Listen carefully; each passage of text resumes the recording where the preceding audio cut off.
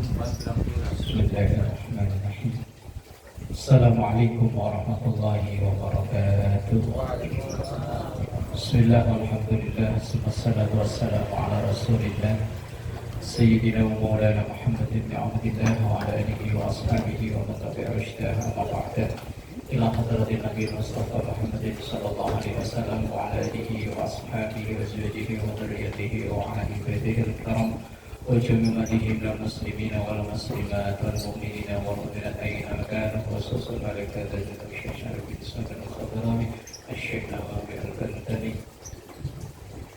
Al-Fatihah. A'udzu billahi minasy syaithanir rajim. Bismillahirrahmanirrahim. Alhamdulillahi rabbil alamin arrahmanir rahim maliki yaumiddin. Iyyaka na'budu wa iyyaka nasta'in ihdinas siratal mustaqim siratal ladzina an'amta 'alaihim ghairil maghdubi 'alaihim waladdallin. Amin. Bismillahirrahmanirrahim. Al-martabatus saniyatu. Itu ya. Sudah ketemu? Pendis? Belum? Tahu halaman berapa itu? Kalau kitab saya mah halaman 96. 31. Pendis dari bawah 13 pendis. Dari bawah 13 hitung dari bawah.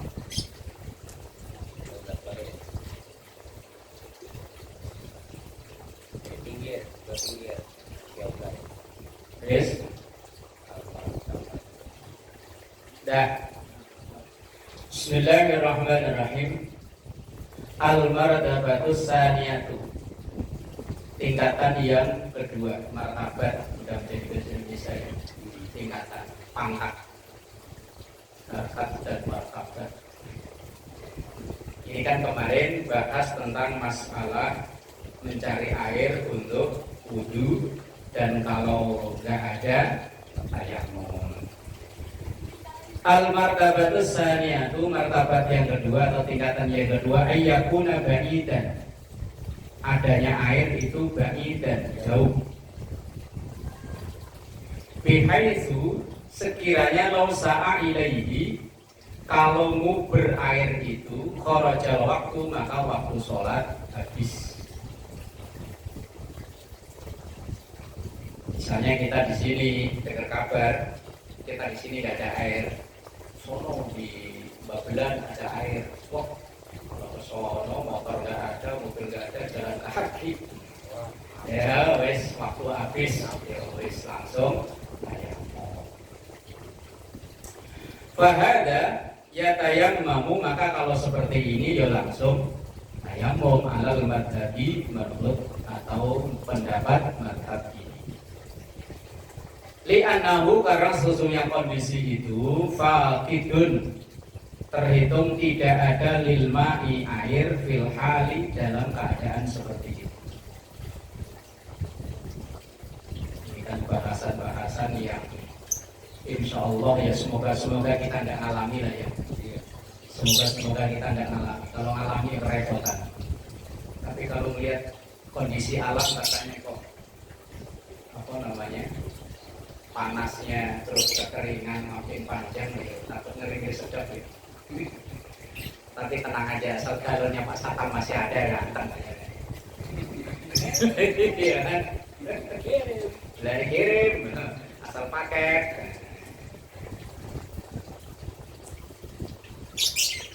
Kalau memang tidak ada air, kalaupun ada air kok jarak tempuhnya itu sampai menghabiskan waktu sholat, maka ya nggak usah nyari air, langsung tayamum. Walau wajib, dan seandainya keharusan intidharul ma', intidhar menunggu air, ma'a khurujil waktu, beserta keluarnya waktu, lama sarat tayammumu, maka tayamum asli.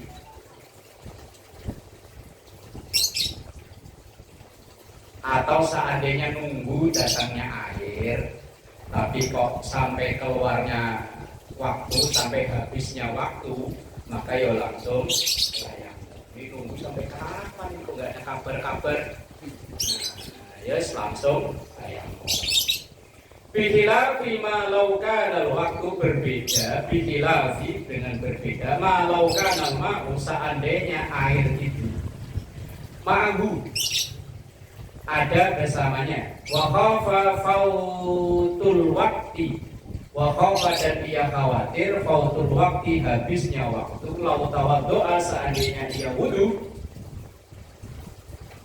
fa'innahu maka sesungguhnya la yajuzu tidak boleh lahu bagi orang tersebut at-tayammumu tayammum. Nah ini berbeda kondisinya kalau memang dia ada air, tapi waktunya udah ngepres, maka ya tetap wudu tayammum ya nggak boleh. Li'annahu karena sesungguhnya itu laisa faqidan lil ma'i fil hal, bukan orang yang tidak mempunyai air. Ada air kok. Dia ada air. Kalau dia wudu waktunya habis, ya tetap wudu. Walaupun waktunya udah mepet. Itu yang kedua, kalau memang air jauh, kalau dia nyari kok kehabisan waktu sholat, maka ya langsung tayamum. Al-martabatus salisatu, tingkatan yang ketiga. Ayyakunal ma'u adanya air itu bainal martabataini, antara dua tingkatan. Jauh yo enggak, dekat yo enggak. Itu ukurannya apa itu?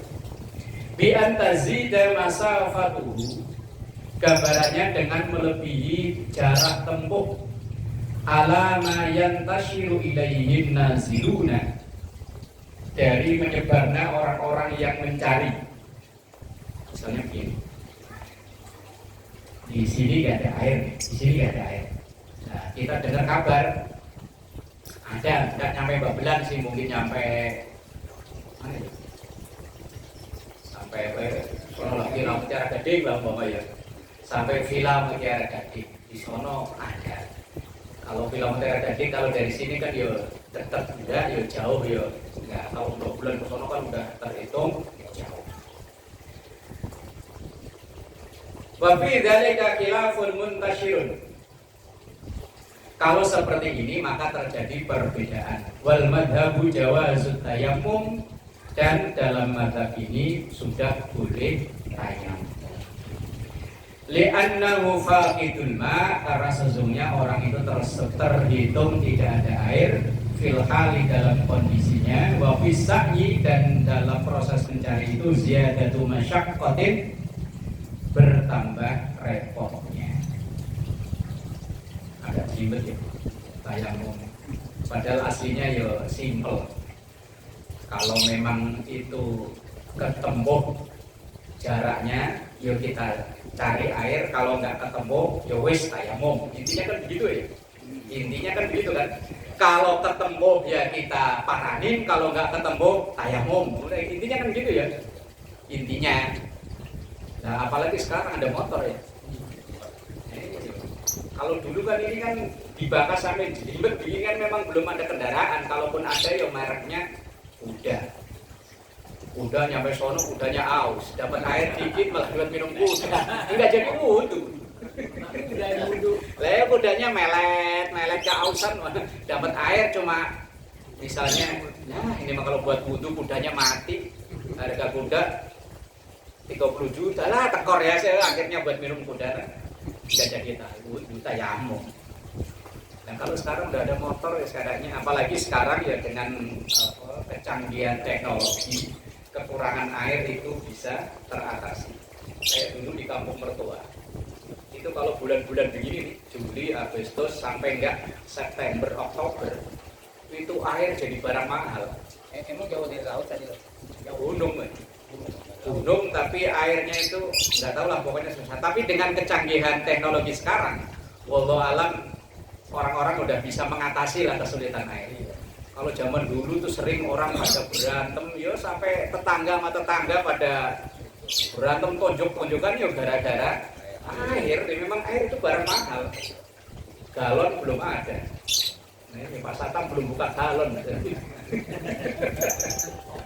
Lah, Sekarang air laut aja bisa jadi tawar ya. lah sekarang wis wallahu alam hampir semua rumah sekarang udah punya bak, punya penampungan, kalau masalah air udah bisa teratasi. Kalau di kampung saya sih saya belum pernah ngalami kekurangan air, tapi kalau di mertua dulu ya wis pernah ngalami kekurangan air. Ya kalau sore kadang ya bukan ngambil, nyari. Kalau ngambil berarti kan udah tahu tempatnya kan, nyari. Dulu isi ulang belum ada kayaknya saat itu. Malah air emas ya, Sat. Tetap mahalan emas ini. Tetap mahalan emas. Kali air susah malah air. Al halatur rabi'ah. Kondisi yang keempat. Ayyakunal ma'u hadiron. Adanya air, ia berada di tempat yang ada airnya. Lakin akan tetapi taqau alaihi, yang ada di tempat itu zamhatul musafirin, banyaknya orang musafir yang sama-sama butuh air. Misalnya di sini ada air, cuman di sini banyak orang datang pada kesini nyari air, umpama air yang ada tinggal sumurnya musola, umpama yang masih ada sumbernya sumur musola. Lah sementara orang dari mana-mana pada ngumpul di situ nyari air. Kalau kayak begitu, ba'iyakuna gambarannya fi bi'rin dalam satu sumur, wala yumkinu dan tidak mungkin al-wusulu nyampe ilaihi ke sumur tersebut illa bi alatin kecuali dengan alat. Alat udah menjadi bahasa Indonesia. Walaisa hunaka dan tidak ada hunaka di tempat tersebut illa alatun wahidatun kecuali alatnya cuma satu. Misalnya di situ ada sumur. Nah, mau ngambilnya harus pakai timba. Alat kan tadi timba ya. Nah, kita ngantri lah sampai waktu mau habis belum dapat antrian. Ya wes langsung tayamum. Karena kita misalnya saking tadi ngantrinya, kita ngambil nomor antrian di rumah Pak Mansur, bagian nyatetin nomor antrian kayak pasien di rumah sakit. Pak Eman datang dari Depok ngambil nomor berapa? 205. Wah. Mau sholat dulu, udah jam 3 kurang seperempat, antrian masih 16. Aduh. Ini kalau nggak bisa ya, wes tayamum. Begitu gimana lagi? Atau li'anna mauqifal istiqa, atau li'anna mauqifal istiqa, tempat adanya untuk nuang air. La yasa'u tidak cukup illa wahidan kecuali hanya untuk satu orang, ya tadi itu ngantri satu. Karena sumber air cuma tinggal satu tempat. Wa fi dzalika, kalau kondisinya seperti itu khilafun, ada perbedaan ulama. Warajihu dan yang rajih itu yang paling kuat. Annahu yatayammamu, orang tersebut ya tayammum. Al-hisiyu lil ajzi, karena ketidakmampuan. Karena nggak mampu gimana lagi, apa daya, ngantri sih sudah, cuman waktu udah habis antrian masih panjang. Jadi kalau tetap nunggu antrian waktu asar, waktu duhur habis, ya wis langsung tayamum aja. Wala i'adata alaihi, dan tidak perlu ngulang sholatnya alal madhabi, dalam madhab ini. Karena sholatnya orang yang karena tayamum kemudian ada sebab-sebab tertentu, itu ada kalanya sholatnya disuruh ulang. Nah, nanti kalau di bab yang kedua ini Pak Yoko masuk sakit itu yang bagaimana yang diperbolehkannya tayamum. Dulu Pak Yoko tayamumnya waktu awal-awal. Pertama Iya, waktu awal-awal ini loh sakit loh. Tayamum kan? Kan sakit itu termasuk penyebab dibolehkannya tayamum. Nanti yang asbabus sani itu yang sebut. Wa min asbabil ibahati aidon, dan dari sebab-sebab diperbolehkannya juga. Ibahah itu diperbolehkan. Sebab-sebab diperbolehkannya tayamum. Ma idza kana, apabila ada bikur bihi maun, di dekatnya dia maun air. Dia ada di sekitarnya dia itu ada air. Wa yaqafu, tapi ia khawatir, ia takut. Lausa'a ilaihi, kalau ia berjalan atau nyamperi air itu, ala nafsihi, mengkhawatirkan dirinya, min sabuin, sabu. Kalau sabuin 7, tapi kalau sabu itu binatang buas. Di situ ada sumur, ada airnya. Cuman kalau di situ ada ular kobra. Daripada ke situ terpatok ular kobra mati, ya wis tayamum aja. Dekat sih sebelumnya, dekat. Cuman di situ misalnya itu di mana gitu ya, cuma di situ ada sabu, binatang buas, binatang yang berbahaya. Au aduin, atau ada musuh yang menjaga, atau ada musuh. Kalau air itu, karena di Saudi, di Jazirah Arab itu sumur itu kan barang mahal. Bahkan kalau kita baca sejarah-sejarah, pasukan perang yang menguasai sumber air hampir dipastikan dia yang menang. Walaupun misalnya pasukan nggak terlatih, tetapi kalau dia menguasai sumber-sumber air, dia yang menang. Karena sekuat-kuatnya pasukan, kalau dia nggak minum, lemes, mati. Nah, makanya para panglima-panglima perang, kalau mau perang, pokoknya yang disurvei dulu itu tempat air. Nah ini misalnya orang mau wudhu lah, kok di situ dijaga sama pasukan musuh, ya wes nggak usah. Jadi langsung Au yakhafu ala malihi, atau ia khawatir dengan harta bendanya, kalau ditinggalin nyari air, malah kerampokan. Wes. Awil mukhallafi fi rahlihi, atau ada yang ganggu fi rahli dalam perjalanannya. Min ghosibin, nyatanya diantaranya orang yang gosok. Pernah dengar bahasa gosok, Pak? Apa? Gosok. Itu loh, gosibin. Gosibin itu orang yang gosok. Gosok itu lid, san, esin, esok, bak. Gosok. Gosok itu memakai barang tanpa seizin yang punya. Itu namanya gosok. Itu biasanya budayanya anak pesantren ini. Kita pakai barang tapi tanpa seizin yang punya. Kalau itu barang dipakai buat sholat, sah sholatnya, tapi pahalanya wallahu a'lam. Kita pakai barang, ya kan? Ya sarung, ya apa, sendal buat wudhu, ya apa aja lah. Tapi tanpa seizin yang punya. Ya, kadang kita yang biasa pakai sendal jepit, begitu kita masuk, sendal jepit kita kan dipakai orang gitu. Ya. Orang yang pakai sepatu bagus kan takut air itu. Ya, mendingan sendal swallow kita malah pemberani sama air juga berani. Sendal-sendal yang mahal itu kan takut air. Lah kadang mereka ketika mau wudhu, kalau kayak musola kita sih nggak usah ya. Misalnya yang tempat wudhunya itu harus pakai sendal.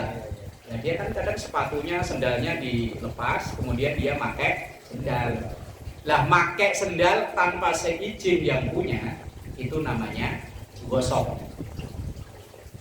Lah gosok itu sah sholatnya, wudhunya sah, tetapi pahalanya wallahu a'lam. Makanya yuk, seandainya kita misalnya kok pakai sendal jepit, nanti takut orang itu gosok, yus niatin aja sedekah, mau dipakai siapa kayak terserah.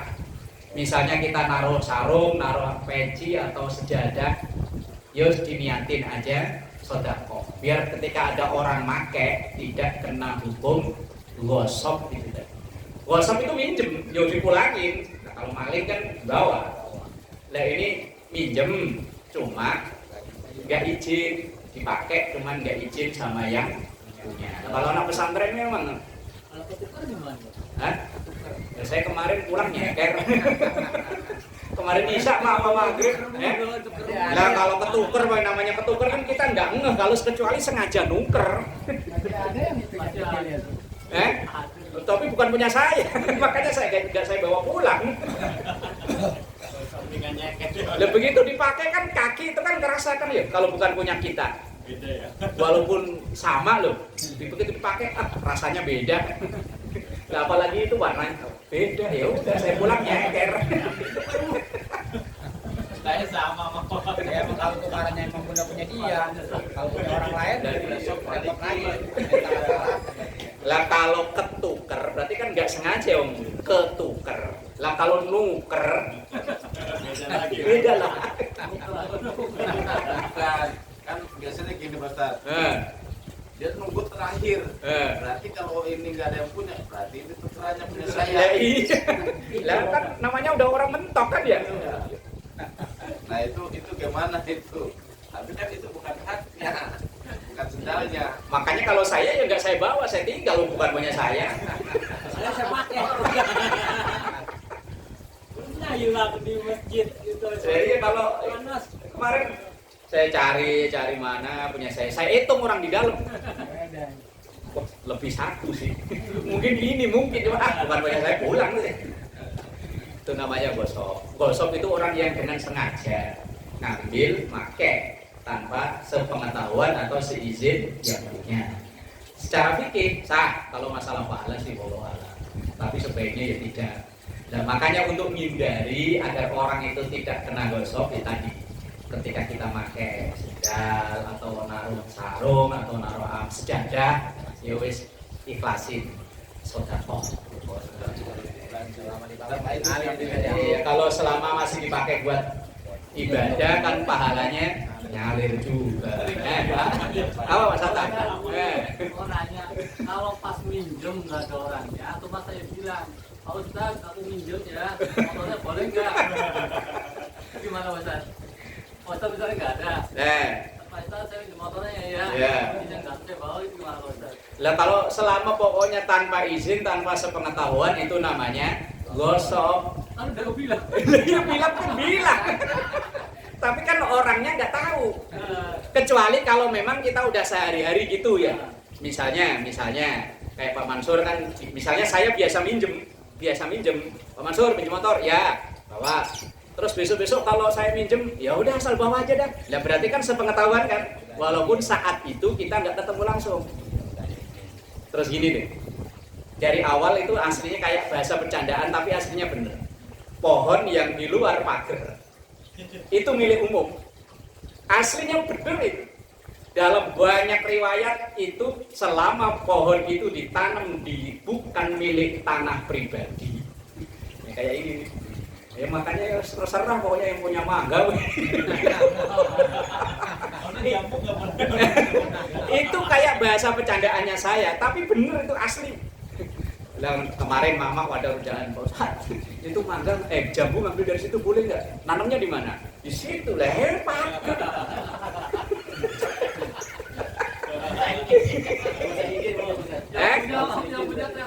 Nggak perlu izin. Bangga Pak Haji. Itu bahasa bercandaan tapi asli. Apanya ya? Hah?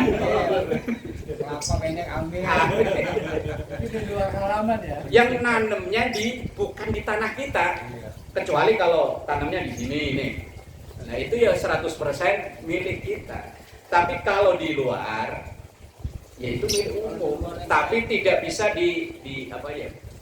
Namanya milik umum nggak bisa dimiliki. Kalau sampai ngambil kok kita jual, lah salah termasuk.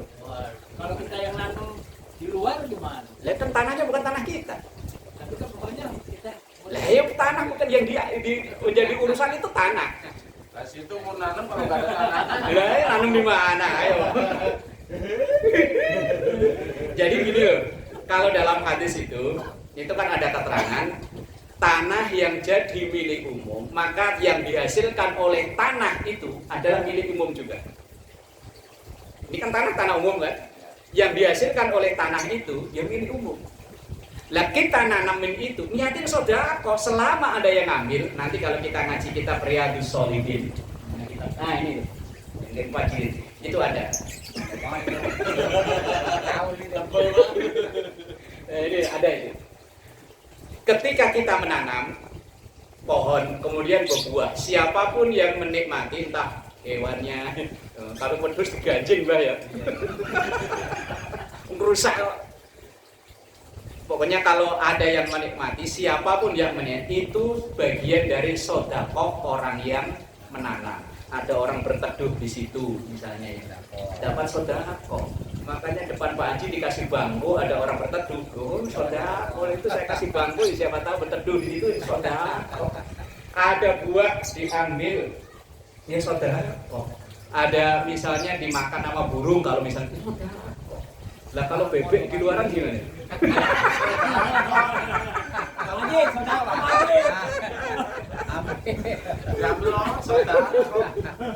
Apa ini hati belakang? sama ini San, ada lagi ya. Misalnya kita tanam di sini nih, ya di sini.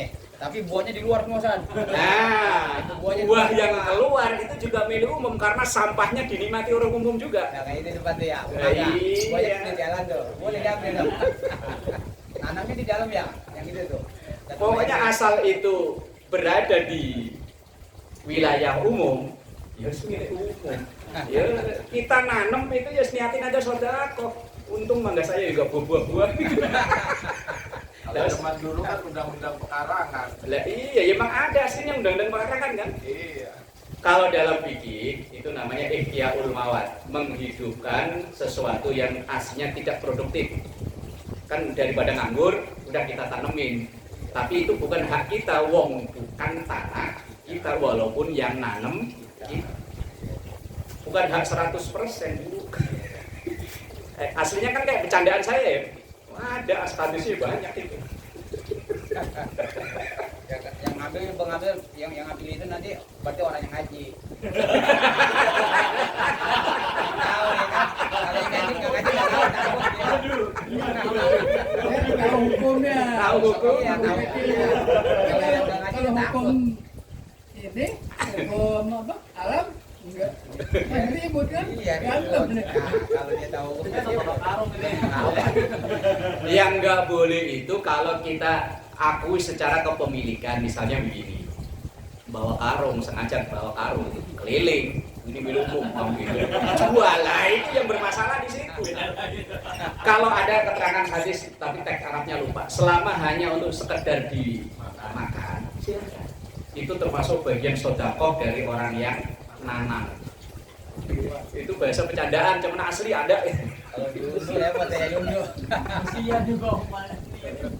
Lah kecuali memang bahan-bahan yang butuh perawatan khusus. Ya kayak bebek itu kan perawatan khusus kan. Ya berarti hak kita memang nggak bisa diakui umum walaupun ditaruh di karena dia butuh perawatan. Nah kalau ini kan nggak butuh perawatan apa-apa, taruh tancap, ambil, antangin dari Aman Pak Idris. Aman. ya bukan masalah, itu hak kita masih karena dia butuh pembiayaan. Lah kalau ini kan butuh biaya apa? Tapi Ustaz, yang kambing itu yang sering muter gitu. Lah dia kan butuh pembiayaan itu kan. Kan makanya orang Lah masalah makannya kayak iya, pembiayaannya kan dari dia. kirain boleh. Lah kalau boleh itu motor yang parkir jalan saya angkutin. Kalau gitu ntar bini lu main ke rumahku. Kacau. Bawa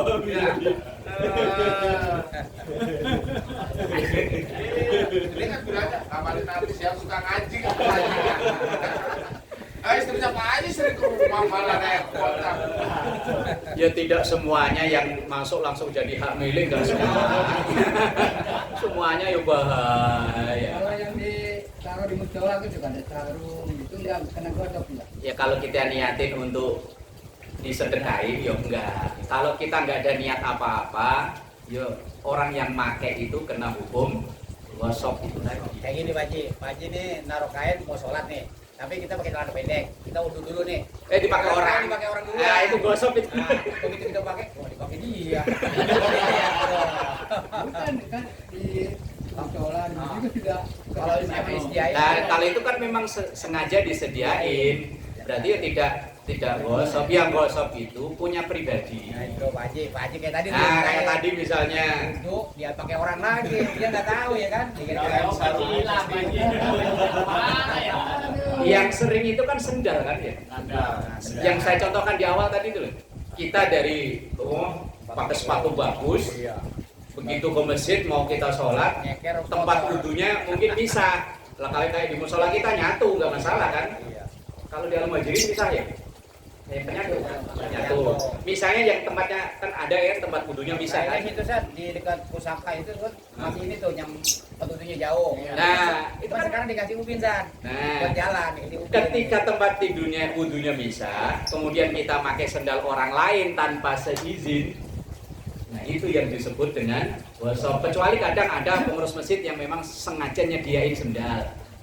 Kayak dulu musola pernah ya dikasih sendal. Iya. Nah, Iya, pernah baca gitu. cuma lama-lama juga habis ya. Dibawa orang. Mana itu?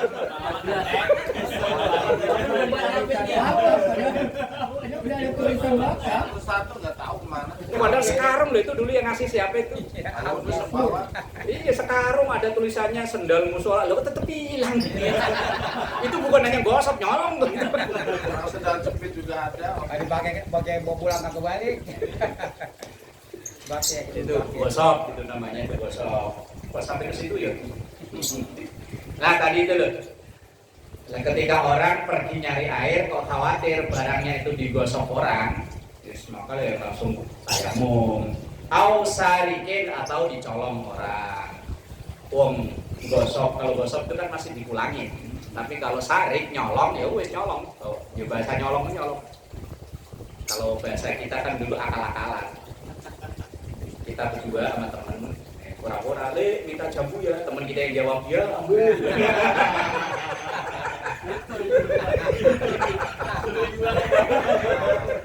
Wah akal-akalan. Ambil, jawab sendiri ya, jawab sendiri ya. Iya ya, kita yang ngomong temen yang jawab. Pak Idris sama Pak Herman. Minta jambu ya, Pak Herman yang jawab ya. Ambil sama pohon-pohonnya. Bukan begitu maksudnya. Tapi itu tanaman yang di tanah umum. Kalau tanah pribadi yo enggak bisa. Ya harus izin pribadi. Di cerita begitu ada sana San, di Pulau Jaya San. Nah, Di Pulau Jaya itu nanam punangka di anu jalan kayak gini. nah. Makanya banyak banget. Oh, Punangka siapa aja yang lewat? Jadi tuh orang tuh yang orang dagang ya, yang sekelilingnya pada pengen San. Nah, makanya bagus banget ya.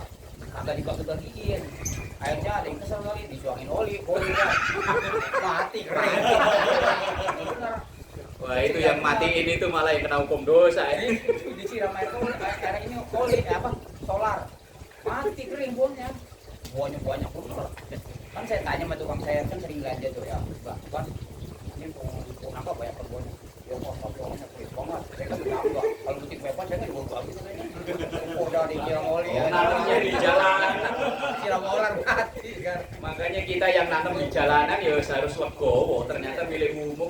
Iya, bagi banyak buahnya saya juga ngeliat tuh nangkap buahnya pakai banget sama ya. Milik bersama. Kalau aku banyak ngaji, udah dilirik. kalau saya mau bingung. Pak Haji tinggal nyiriin ntar kalau hilang di antara ini. Yang udah tahu ilmunya. Saya pengen mangga aja Pak Haji. Kan yang jawab oh dia ngaji. Bismillahirrahmanirrahim. Au kana fi safinatin atau seseorang itu ada di kapal, safinah. Kapal, perahu. Lawis taqo kalau seandainya dia apa itu? Ambil air pakai begini apa namanya? Ayo. Nyawu, kalau orang Jawa nyawu ya. Jauh kayak tanah gitu kayak tanah jauh. Nah, apa itu namanya? Nyawu. Indonesianya apa? Apa sih?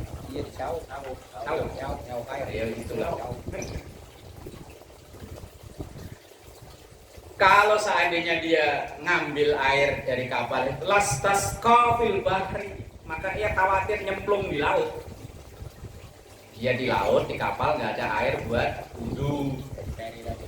Nah ya, misalnya lagi mancing gitu ke Gembong, sono kan, nyewa perahu tuh kan. Iya. Lah pas mau wudhu, nggak ada air yang persiapan, dan kemudian dia kalau ngambil begini takut nyemplung. Ya wes nggak usah tayamum, lah tayamum apa ada debu di kapalnya itu loh. Tahu Bawa kita sendiri. Hah? Bawah Ada ya? ada tuh kotor banget. Oli. Cuma oli. Ya seandainya ada. Falahu tayammumu fi dzalika kullihi falahu, maka bagi orang tersebut at-tayammum ya tayammum fi dzalika dalam kondisi itu kullihi ya semuanya. Maksudnya tadi itu boleh tayamum, ada air sih, cuman ada binatang buasnya, ada musuh di situ, takut ia tadi barangnya digosok orang, barangnya dicolong orang, atau kalau dia ngambil malah nyemplung, nah maka ya wis tayamum. Maksudnya begitu. Walau khofa, dan seandainya ia khawatir al-inqita'u anir rifqati, terpisah dari rombongan. Misalnya dia lagi jalan-jalan, berhenti di satu tempat, pas mau wudhu, airnya nggak ada, dia nyari. Lah kalau nyari kok malah nanti khawatir ketinggalan rombongan, ya udah langsung tayamum. Tapi sekarang ya alhamdulillah ya rest area itu airnya melimpah ruah. Seandainya misalnya pas giliran kita mau wudhu airnya habis.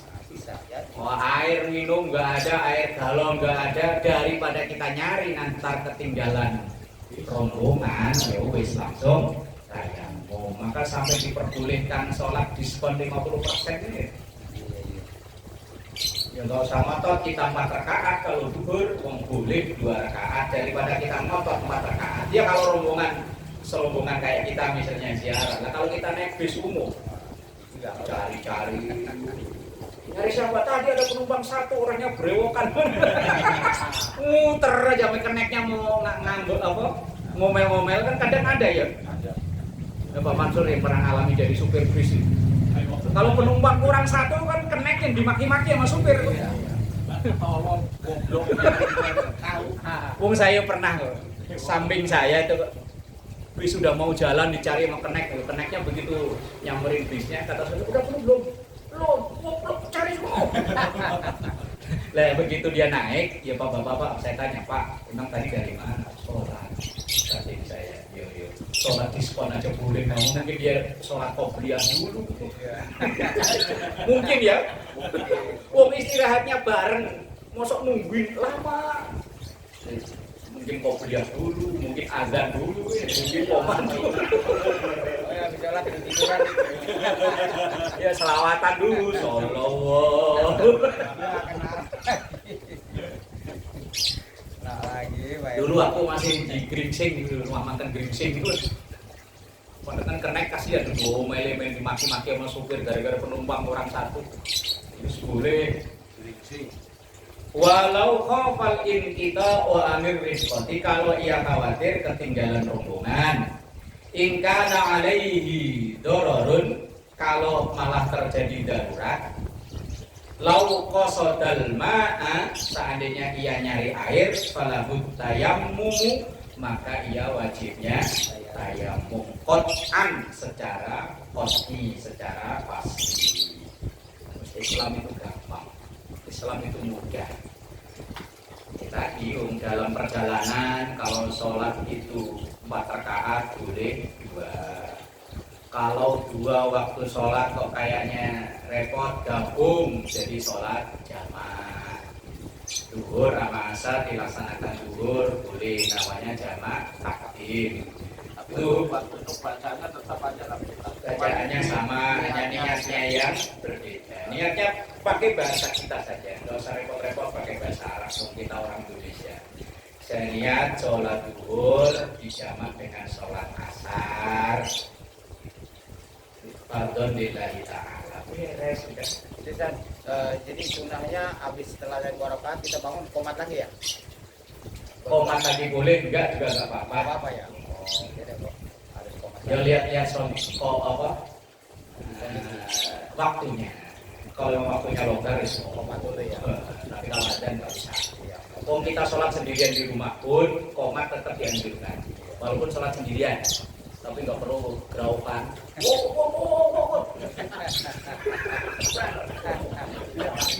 Siapa ini? Kita sholat sendirian walaupun sendiri. Untuk sholat zuhur kan 4 rakaat. Terus seandainya di kosor jadi 2 rakaat. 2 rakaat. Boleh. Iya. Misalnya Pak Mansur pulang ke Jogja, berhenti di rest area. Itu udah memenuhi syarat untuk sholat kosor. Kalau kosor itu yang 4 jadi 2. Berarti zuhur, asar, isya. Kalau maghrib tetap 3. Subuh kosor 3 waktu. Wah, gitu. Tetap yang bisa dikosor cuman yang 4 rakaat. Itu kosor. Kalau jamak itu menggabungkan 2 waktu sholat. Kayak tadi zuhur sama asar digabung dilaksanakan di waktu zuhur. Tapi 2 rakaat. Kalau kosor ya 2 rakaat. Jamak kosor namanya. Jamak. Kita mau ngeliat sikon juga saja. Misalnya nih, kita waktu johor nih sekarang nih. Asar pasti nggak dapet nih. Nah itu kita kosor kan? Jamak. Iya kayaknya kita jamak. Iya. Asar pasti nggak dapet nih. Kayak misalnya kemarin kita kan dari Cirebon. Hitung-hitungan waktu kalau kita sholat asar nggak bisa ya wes digabung sama zuhur. Begitupun ketika maghribnya. Kalau maghribnya kan uber kayak kemarin ya. Maghrib bubar ya. Lupa. Bubar kayaknya bubar itu di rumah makan itu ya.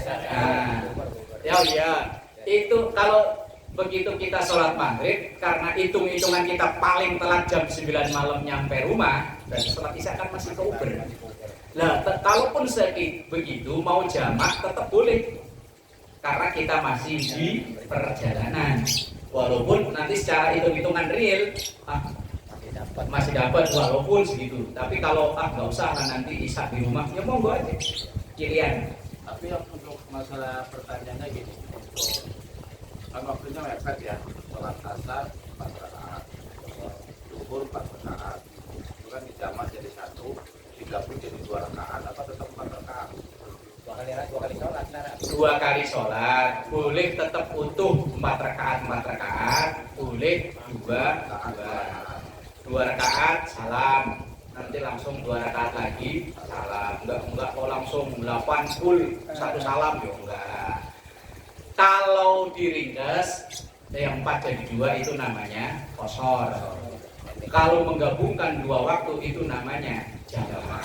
Lah kalau menggabungkan waktu plus ringkas itu namanya jamak. Kosor boleh asal memenuhi syarat tadi. Perjalanan pulang kampung itu kan memenuhi syarat. Lah kalau pulang kampungnya ke Pulau Jaya nggak bisa, Pak. Berarti kalau seandainya kan perjalanan zuhur nggak bisa sholat nih, Nah, ketemu asar, ya udah nanti di asarnya. Misalnya berangkat dari sini Pak Manhub jam 10, umpama ya, jam 10, seret jalan, berhenti rest area udah mepet asar, ya udah duhurnya dilewatin sengaja, nanti sholat duhur plus sholat asar. Duhur dulu, misalnya saya niat sholat duhur 2 rakaat, jamak dengan asar, fardhu lillahi ta'ala. Dapat 2 rakaat, assalamualaikum, berdiri lagi. Saya niat sholat asar, jamak dengan duhur 2 rakaat, fardhu lillahi ta'ala. Kalau pakai Arab nanti kelamaan. Sholli, Lupa. usoli, keburu keneknya marah-marah. Namanya ada banyak usul. Lagi tenang Pak.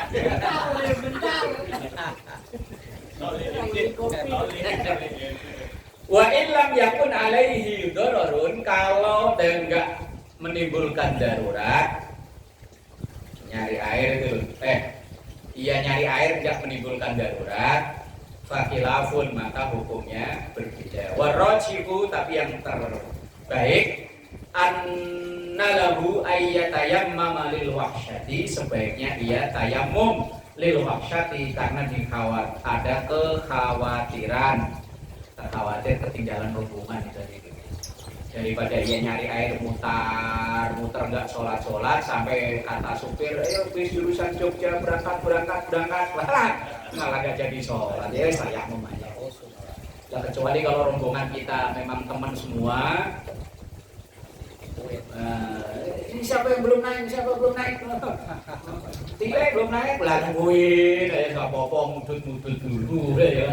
Tapi kalau bis naik bis umum kan repot. Makanya yo menyesuaikan. Bahkan saya kadang kalau kita berjamaah itu hukum bisa berubah kecuali yang memang wajib. Kayak sholat sunnah qobliyah maghrib. Itu kan hukumnya sunnah ghairu muakkad, sunnah yang tidak ditekankan, sunnah yang kategorinya biasa-biasa saja. Nah kalau seandainya kita datang kok agak terlambat, nggak usah, jangan memaksakan untuk qobliyah maghrib. Takutnya pas mau qomat kita baru takbir. Nah yang qomat tengok masih solo.